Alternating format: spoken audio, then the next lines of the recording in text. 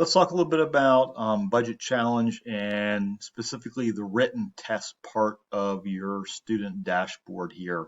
Um, so again, just like up here on the road test, you're going to get notifications.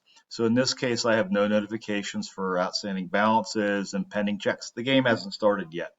However, back in the written part, I do have two quizzes I can take. Most quizzes are not going to be due to the 24th to the very end. Do not wait to the very end to take all of them. You want to sort of do like maybe one a week, and we'll give you some strategies on that. So I'm going to go back and I'm going to click on my outstanding quizzes or view details, and it's going to show like these are my tests right here. One thing here is I have unit material here. What I suggest that you sort of open up the material and put that on one side of your screen and then do the quiz on the other side. So if you right click and say open a new window, maybe, let's see if that works. Yes, it does. So again, this is by the way. And again, this is what I suggest here, this whole section 1 here, getting started.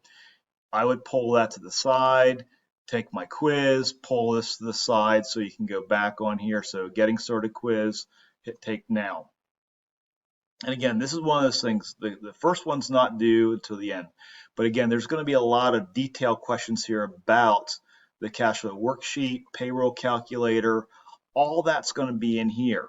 So again, this is where you're going to find your answers and how you want to go back and look at this. So again, there is let me expand this so you can see a little bit more. There is a sort of an index over here, a table of contents with links that will take you directly to that point within this page.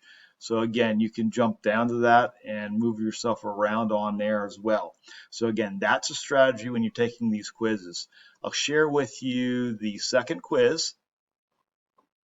Okay, if I go back here, I'm not going to take this right now, but if I go back to my student home, go back to my written part here, again, this pre-simulation assessment, this is due on the 15th, so that's going to be a little bit different. This is just sort of what you know. Do the best you can on that. It's a pre-simulation assessment, and you want to look at this. But as quizzes open up, and they will do this weekly, try to do them weekly. But again, use the unit material. Just don't try to guess on this. Don't look things up online. Use the unit material. It's a publisher-based quiz, so the wording is going to probably be pretty much exactly the same as what you find in the unit materials. And again, number 1, I do not record your quiz scores. Number 2, if you do poorly on the quiz score, it's okay. Do the best you can. However, you get less points in your ranking. So you want to try to do the best you can to rank as high as you can. Again, I give bonus points for people who get, okay, in the top 10. And again, that you might get, that goes toward the whole class. So basically you're building your score for marking period 2. You're just improving that. You can't lose. Just try your best on this, okay? But use that strategy when you're doing the written test and stay up on them. That's my number 1 thing.